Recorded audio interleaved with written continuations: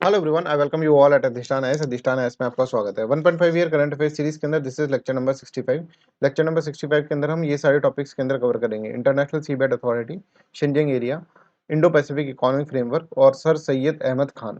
Right, इन चारों के बारे में हम डिस्कस करेंगे क्योंकि ये थोड़े टॉपिक बड़े हैं, तो मैंने आज यहाँ पर 4 ही टॉपिक रखे हैं। राइट, इंटरनेशनल सीबेड अथॉरिटी क्या होता है? सबसे पहले हम ये समझते हैं कि हमने आपको अनक्लॉज पढ़ाया हुआ, United Nation Convention on Law of Seas. ठीक है, अनक्लॉज के अंदर ही एक बॉडी है इंटरनेशनल सीबेड अथॉरिटी। अनक्लॉज के अंदर जैसे मैंने आपको बताया था कि टेरिटोरियल सी क्या होता है, कंटिगियस जोन क्या होता है, एक्सक्लूसिव इकोनॉमिक जोन क्या होता है। राइट, और एक्सक्लूसिव इकोनॉमिक जोन के बाद नेशन जुरिस्डिक्शन खत्म हो जाता है। जैसे भारत है यहाँ पर, तो भारत के अंदर 12 नॉटिकल माइल्स तक टेरिटोरियल सी होगा, फिर 12 नॉटिकल माइल तक कंटिगियस जोन होगा।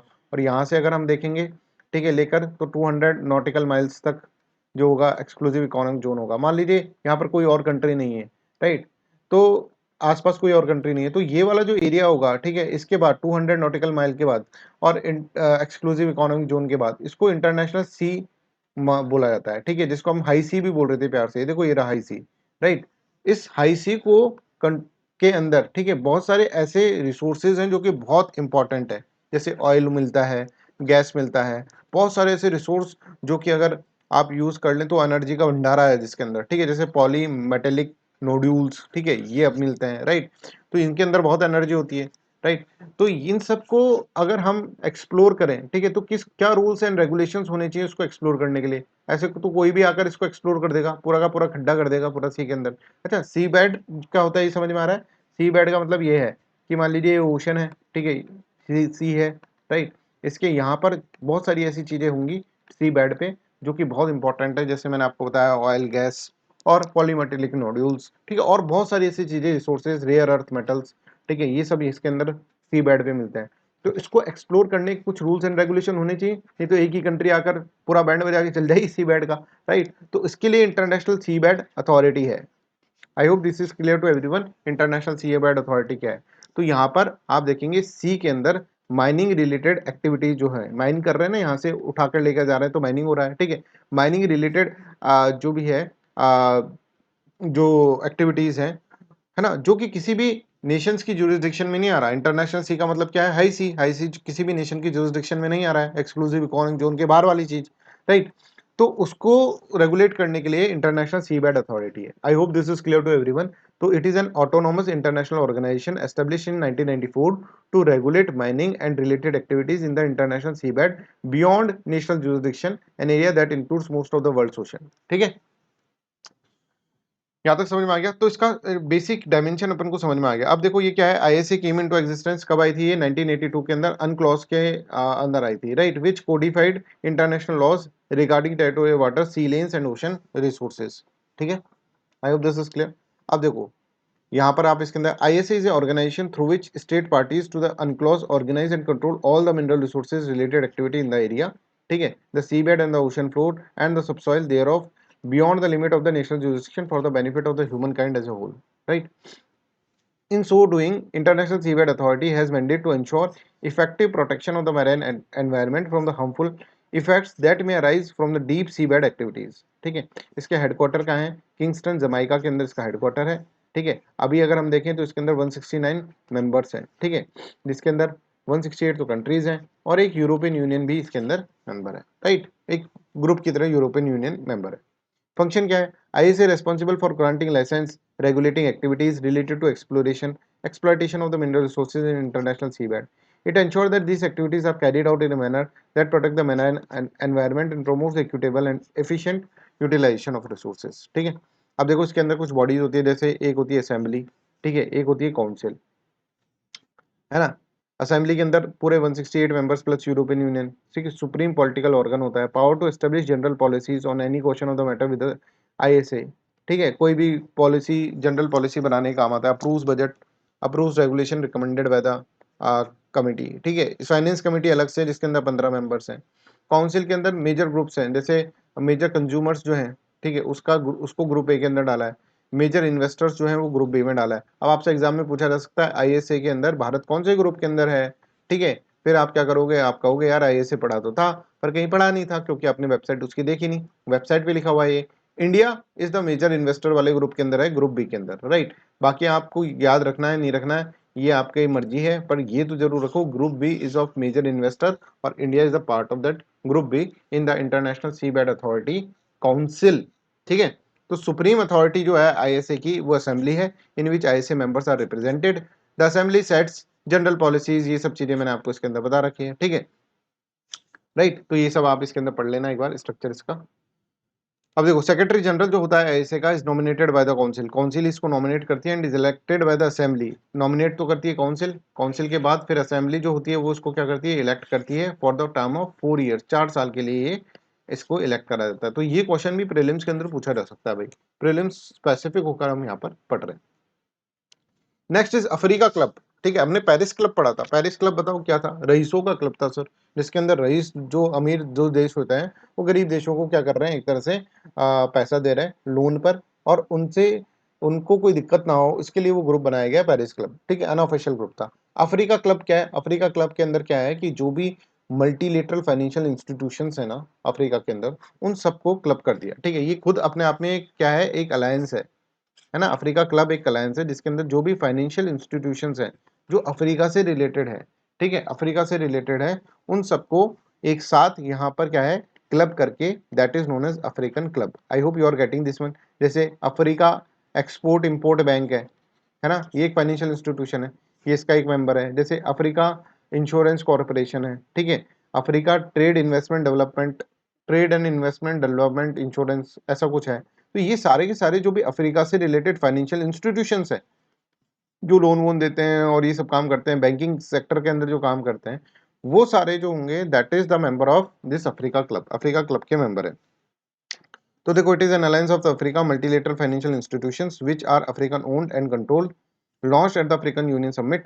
The initiative aims to amplify Africa's influence in the global financial system by aligning its function with the Sustainable Development Goal and Africa Union's Agenda 2063। ठीक है, इसके अंदर ये है 2063 तक अफ्रीका डेवलप हो जाना चाहिए, ये एक एजेंडा है, अफ्रीका यूनियन एजेंडा है। ठीक है, और सस्टेनेबल डेवलपमेंट गोल तो आपको उसके अंदर पता ही है। It seeks to introduce innovative financial instruments, provide a venue for the debt management discussions, and foster collaborative efforts to address the specific needs of the African countries.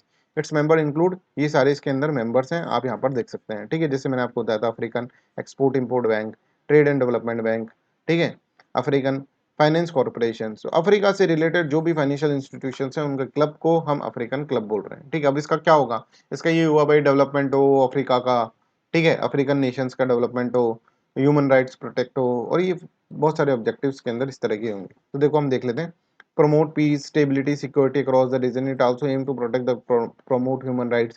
क्योंकि अगर मान लो गरीबी बहुत ज़्यादा है, ठीक है, गरीबी ज़्यादा है, तो गरीबी ज़्यादा है तो आदमी भूख से मर रहा है, तो इसका ह्यूमन राइट वायलेट हो रहा है ना, तो इसको अगर कोई लोन दे दे, पैसा दे दे, ठीक है, तो ये भूख से नहीं मरेगा, तो इसके ह्यूमन राइट्स, देखो पैसे से ही ह्यूमन के राइट्स आते हैं। ठीक है, अगर पैसा नहीं होगा तो ह्यूमन राइट्स कैसे आएंगे, राइट।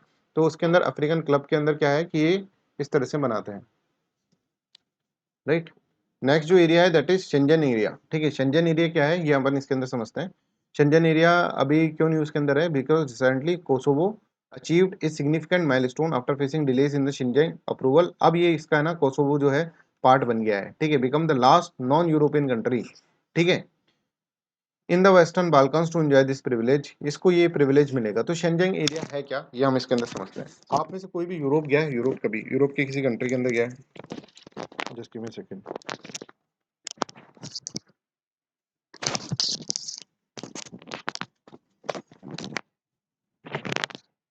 यस, आप में से कोई भी यूरोप की किसी कंट्री के अंदर गया है, जैसे मान लीजिए स्वीडन गया हो, ठीक है, स्वीडन गया है, फिनलैंड गया है, या फिर फ्रांस गया है, तो आप है ना, कुछ कंट्रीज का ऐसा ग्रुप बना रखा है इन्होंने। शेंजन एरिया क्या है, एक ऐसा एरिया है जो वीजा फ्री एरिया है।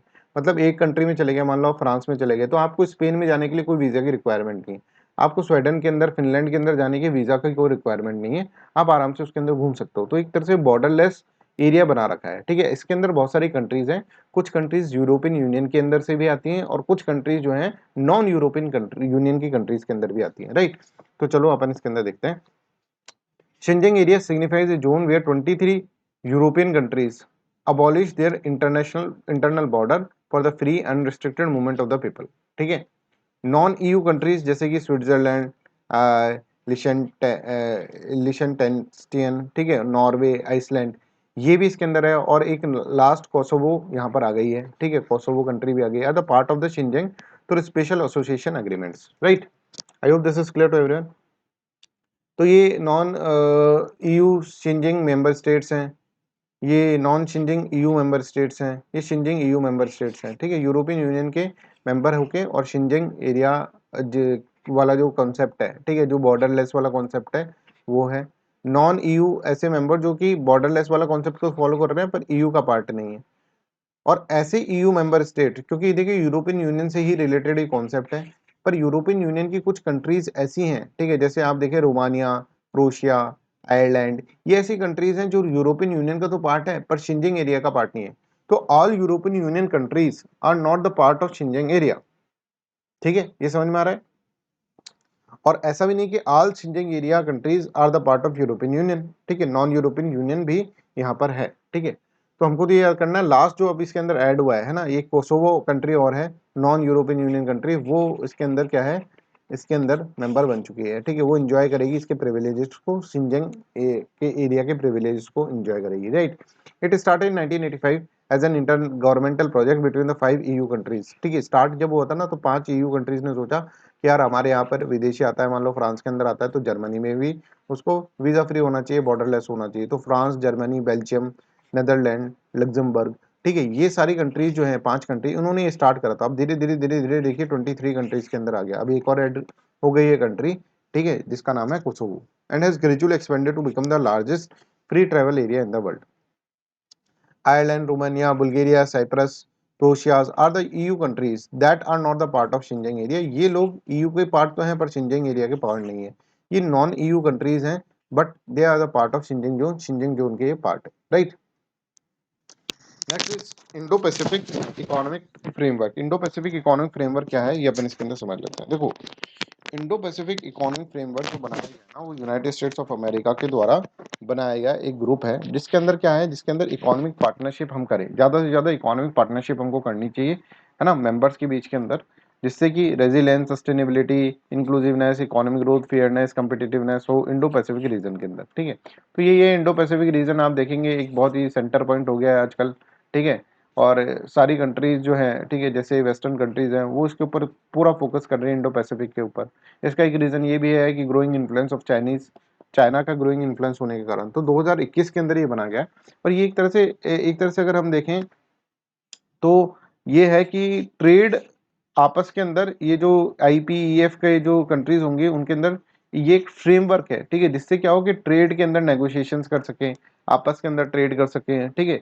एक फ्री ट्रेड एग्रीमेंट तो नहीं मानेंगे अपन इसको, बट इसके अंदर क्या है कि आपस के अंदर एक प्लेटफॉर्म बना दिया जिससे कि आप नेगोशिएट करो। इंडो पैसिफिक के अंदर जो कंट्रीज हैं वो आपस के अंदर ट्रेड से रिलेटेड नेगोशिएशंस प्लेटफॉर्म के अंदर करती है। और ये एक तरह से ना, ऐसा नहीं है कि भाई तुम्हारे ऊपर दबाव डाला जा रहा है, इसके अंदर है ना 4 पिलर है इसके अंदर जिसके बेसिस पे आपको करना होता है। उसमें से कोई भी पिलर आप ज्वाइन कर सकते हो, कोई भी पिलर आप छोड़ सकते हो। जैसे भारत है, भारत ने 3 पिलर ज्वाइन करे हैं 4 में से, एक को नहीं करा है, ठीक है। तो क्या नहीं करा है ये अपन इसके अंदर समझेंगे। पर ये समझो IPEF is not a free trade agreement but allows the member to negotiate the parts they want to. The negotiation will be along 4 main pillars, 4 main pillars के अंदर होगी, supply chain resilience, clean energy, carbonisation and infrastructure, taxation and anti corruption, fair and resilient trade, है ना। तो ये 4 इसके अंदर होती हैं कि इसमें से कोई सा भी आप इसके अंदर ज्वाइन कर सकते हो, ठीक है। तो आप यहाँ पर देखें इसके अंदर IPF is not a trade pact, ये ट्रेड पैक्ट नहीं है कोई, ठीक है, मल्टीपल पिलर्स है।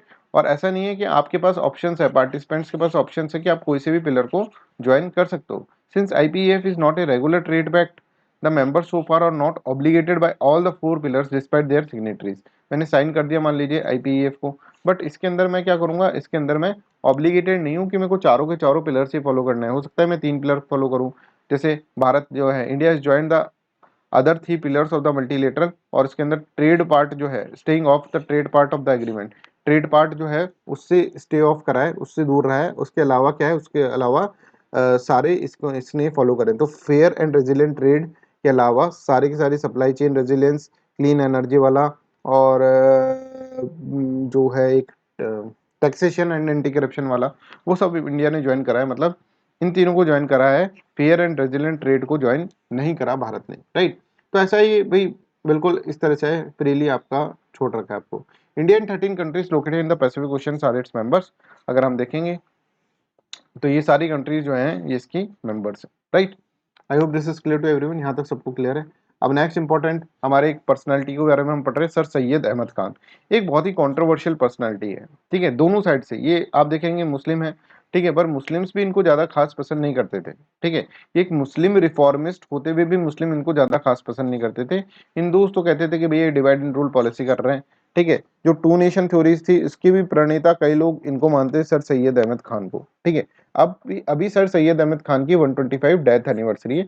एक कंट्रोवर्शियल फिगर है, तो क्या कंट्रोवर्सी है आप यहाँ पर देखें। सर सैयद अहमद खान जो है ये थे, और इनके दो डायमेंशंस के अंदर ही कंट्रोवर्सी है, ठीक है। देखो, एक तो रिफॉर्मिस्ट तो थे ये, पर ये सिर्फ और सिर्फ मुस्लिम के बारे में सोचते थे, है ना। दूसरा, ये ब्रिटिशर्स के लॉयल थे, है ना। दोनों ही कंट्रोवर्शियल है कि भाई अगर तुम रिफॉर्मिस्ट हो तो रिफॉर्मिस्ट कोई एक धर्म का थोड़ा ना होना चाहिए, पर ये कहते थे कि मुस्लिम धर्म जो है ना, उसके मुस्लिम लोगों को हमको रिफॉर्म करना चाहिए, है ना। और ये कह रहे थे कि ब्रिटिश अभी बहुत इंपॉर्टेंट पावर है भारत के अंदर, ठीक है। भारत ब्रिटिशर की कॉलोनी है, उस टाइम पर ब्रिटिशर्स की कॉलोनी थी, तो ब्रिटिशर्स के लॉयल रहेंगे, ब्रिटिशर्स के तलवे चाटेंगे, और हम क्या करेंगे, हम मुस्लिम्स का रिफॉर्म करने की उनसे डिमांड करेंगे, और वो हमको डिमांड हमारी डिमांड फुलफिल करेंगे। तो एक तरह से क्या है, लॉयल रहो ब्रिटिशर्स के, और ब्रिटिशर्स से अपने अधिकार को मांगते रहो, और अपने अधिकार को ज्यादा से ज्यादा अपने अधिकार को लो। मुस्लिम्स के लिए रिफॉर्मिस्ट एक थे। अच्छा, इनका एक अच्छा पार्ट जो था वो ये था कि ही इज वेरी साइंटिफिक। वो बहुत साइंटिफिक थे। वो बोलते थे कुरान के अंदर जो ब्लाइंड फेथ है, ठीक है, जो कुरान के अंदर सुपरस्टिशन है, जो कुरान के अंदर जो उसको उसके हमको क्या करना चाहिए, कुरान को एक साइंटिफिक अंडरस्टैंडिंग करनी चाहिए। जो इस्लाम के अंदर ये सब कुरीति जो होते हैं, इविल्स जो होते हैं, सोशल इविल्स, जैसे पर्दा सिस्टम हो गया, पॉलीगैमी हो गई, इसको हमको नहीं मानना चाहिए, राइट। तो हमें एक तरह से कुरान को साइंटिफिक डायमेंशन में देखना चाहिए। जो साइंटिफिक डायमेंशन से मैच कर रहा है उसको माने, और जो साइंटिफिक डायमेंशन में मैच नहीं कर रहा उसको साइंटिफिक डायमेंशन में इंटरप्रेट करने की कोशिश करें। तो ये इनका था। इनको ऐसे बोला जाता था, इनके एक हाथ में कुरान रहती है, एक हाथ में अगर हम देखेंगे तो साइंस है, right. He believe that the Islamic laws जो है कुरान, हदीस, हदीस, फिक should be interpreted in the light of the time. समय के अनुसार। हो सकता है उस समय पर्दा सिस्टम इंपॉर्टेंट हो, आज के जमाने में पर्दा सिस्टम इंपॉर्टेंट नहीं है, तो नहीं नहीं रखो। उस समय हो सकता है polygamy is the need of hour, पर आज पॉलीगैमी रिक्वायर्ड नहीं है, तो मत रखो। तो he was of the opinion that the progress of the Muslim was possible only when they had Quran in one hand and the science on other hand. तो ये बोलते थे साइंटिफिक इंटरप्रिटेशन हमको कुरान का करना चाहिए, अपोजिंग पर्दा एंड पॉलीगैमी, पॉलीगैमी और पर्दा यहाँ पर अपोज करना चाहिए। He founded the scientific society of Aligarh, Aligarh की साइंटिफिक सोसाइटी को उन्होंने फाउंड करा। This society held annual conferences and published distributed scientific material in the English and Urdu. और sir Syed knew that orthodox Muslim hostility of the to the modern science and technology will come in the way of the socio economic development. तो orthodox Muslim थे, वो तो इनके oppose में हो गए। बोले अरे यार क्या है कि रिचुअल्स जो है उसको अपोज कर रहे हैं, साइंटिफिक लाइट में देखो ये क्या है, भगवान एक बार अल्लाह ने जो बोल दिया वो सही है, ठीक है, कुरान में जो लिखा है वो अक्षरक्ष पालन करना चाहिए उसका। ये क्या कह रहा है कि भाई और साइंटिफिक डायमेंशन के अंदर हमको देखना चाहिए इसको, ठीक है, दैट इज नॉट राइट। तो इस तरह से इनको अपोज करा गया। दूसरे हिंदूज जो होंगे और दूसरे रिलीजन के होंगे वो कहेंगे भैया ये अच्छा रिफॉर्मिस्ट है, बस मुस्लिम मुस्लिम की बात करता है। तीसरी बात की लॉयल है ब्रिटिशर्स के, ब्रिटिशर्स से अपने तरीके बनवाने के लिए ये एक तरह से ब्रिटिशर्स के चमचे बन रहे हैं, राइट। इस तरह से इनके लिए बोला जाता था। रोल अगर लिटरेचर अगर हम देखें, in the field of literature sir Syed himself contributed and wrote books Asbab e Baghawat e Hind, ठीक है, cause for the revolt of India. He wrote another book in the Urdu Asar e Sanadid, ठीक है, दिल्ली आर्किटेक्चर के ऊपर उन्होंने बुक लिखी थी। ही एडिटेड ए मैगजीन तहजीब उल अलहक अख अखल अकलक, ठीक है। तो civilisation model to train them in the basic etiquettes, ठीक है। ये अपील टू पोइट्स, पोइट्स को बोला भैया देखो तुम वैसे चांद शबाब गबाब और इसमें ही मत खोए रखो, ठीक है। एक तरह से रियल इश्यूज के ऊपर लोगों को मोटिवेट करो। उस वक्त बस शायरी ऐसे होती थी कि भाई महबूब की शक्ल में चांद दिखता है, चांद की शक्ल में महबूब दिखती है, ठीक है, शराब कबाब ये सब चीजें चलते थे, राइट, उसके अंदर शायरी में। तो उन्होंने बोला भाई शायर हो तो शायर हो तो सीरियस इश्यूज के ऊपर, रियल इश्यूज के ऊपर इंस्पायर करो लोगों को, ये सब क्या लगा रखा है। 1875 के अंदर he founded Mohammedan Anglo Oriental college, ठीक है, माओ कॉलेज जो होता है, राइट। किसके अंदर, Aligarh, on the lines of Oxford and the Cambridge university. ठीक है, तो ये बोलते थे भाई देखो मुस्लिम्स को अगर आगे बढ़ना है तो उनको साइंटिफिक अंडरस्टैंडिंग होगी, मॉडर्न एजुकेशन उनको लेनी होगी, तभी जाकर वो आगे बढ़ेंगे। ये also give rational interpretation of Islamic scriptures, जैसे मैंने आपको बताया इस्लामिक स्क्रिप्चर का इन्होंने रेशनल इंटरप्रिटेशन करा, इसीलिए बहुत सारे लोग इसको काफिर बोले कि ये तो काफिर है। ठीक है, 1920 के अंदर माओ कॉलेज बिकम अलीगढ़ मुस्लिम यूनिवर्सिटी, एएमयू बन जाता है। ये also establish schools for the girls, अब गर्ल्स के लिए स्कूल खोलने के लिए तो फिर जो लोग हैं वो उनके क्या हो जाएंगे, पूरे अगेंस्ट में हो जाएंगे। ठीक है, इसके अलावा अगर हम देखें पॉलिटिकल थॉट, अगर हम देखें sir Syed advise Muslim not to join the Congress, Congress मत ज्वाइन करो भैया, कांग्रेस हिंदू की पार्टी ऐसे ही बोलते थे, because he said Congress is a political organisation of upper caste Hindus, तो इसको आप ज्वाइन ना करें। ठीक है, एक तरह से इनका एक डिवाइसिव थॉट भी, एक क्रिटिसिज्म ये है कि डिवाइसिव थॉट था, टू नेशन थ्योरी के बारे में ये इन्होंने एक तरह से बात करी थी, राइट, कि हिंदू और मुस्लिम्स की सभ्यता बिल्कुल अलग अलग है, तो एक साथ तो ये रह नहीं सकते। He also opposed Congress because Congress demanded representation on the basis of election and competitive examination, which he felt would harm the Muslim the most. ठीक है ना, तो उनको लगता था इलेक्शन होंगे तो मुस्लिम्स के अंदर इतनी ज़्यादा एकता नहीं है कि वो लोग क्या करेंगे, वो वोट दे पाएंगे, इतने पढ़े लिखे भी नहीं है कि कॉम्पिटिटिव एग्जामिनेशन के अंदर सेलेक्ट हो जाएंगे, राइट। तो वो कहते थे कि भाई ये जो है कांग्रेस की डिमांड जो है इसके मुस्लिम्स को कोई फायदा नहीं हुआ। He advocated Muslim to have loyalty to the British, कि ब्रिटिश की तरफ लॉयल रहो क्योंकि ब्रिटिश ही पावरफुल है, ब्रिटिश ही हमको प्रोवाइड करेगा, राइट। कांग्रेस पावरफुल नहीं है, कांग्रेस गवर्नमेंट में नहीं है, ब्रिटिशर्स हैं, ब्रिटिशर्स को की तरफ लॉयल रहोगे तो हमें ज़्यादा से ज़्यादा राइट्स मिलेंगे, अधिकार मिलेंगे। In his own words, we do not want to become subject of the Hindus instead of subject of the people of the book. ठीक है, he is regarded as one of the founders of two nation theory, which is that the Hindu Muslim cannot be one nation, एक nation में नहीं होते, जो आगे चलकर आप देख रहे हैं इंडिया पाकिस्तान बन गया। Sir Syed was नाइटेड by the Britishers, अब ब्रिटिशर्स का इतना लॉयल रहेंगे तो ब्रिटिशर्स ने भी उनको नाइटहुड की उपाधि दी। I hope this is clear to everyone. इनकी लेगेसी के बारे में बात करें तो after his death his colleagues and followers continued literary work with reforms of the Muslim society as the central theme. The followers also establish series of Anglo Arabic school and colleges, ये बहुत सारे Anglo Arabic school colleges बहुत सारे खुले, including many girls schools which helped in creating a new middle educated class among the Muslims who join different streams जैसे medicine, science, journalism. ये इनका फायदा रहा कि मुस्लिम्स के अंदर एक तरह से जो एजुकेशन की अलग जगह ना इन्होंने इस तरह से स्टार्ट करी, right. I hope this is clear to everyone. So he also is scholar on Christianity and wrote a book commentary on the Holy Bible, historical documentation like Asar ul Us Sanadi, there are eminent signs of the ancient heroes. इन सब के बारे में उन्होंने बात करी, right? I hope this is clear to everyone and this is all about today's class. Thank you so much for listening me so kindly. Bye bye, take care and have a nice day. And exam आ गए हैं पास के अंदर, ठीक है, तो ज़्यादा से ज़्यादा मेहनत करो, ज़्यादा से ज़्यादा पढ़ाई करो, जिससे कि आपके ज़्यादा से ज़्यादा अंडरस्टैंडिंग बने चीज़ों को लेकर। मेरा नंबर आपको पता है 8788248734, है ना। किसी को भी ऐसा लग रहा है कि साहब एंजाइटी हो रही है, डिप्रेशन हो रही है, तो एक बार जरूर बात कर लें, ठीक है। कोई भी चीज़ में, किसी भी चीज़ में दिक्कत आ रहा है, मेरा फ़ोन कॉल हमेशा ओपन रहेगा आपके लिए अभी, ठीक है। तो 8788248734 is my number. Call me if you have any doubts related to the examination and all, right. That's all, thank you so much, bye bye, take care and have a nice day.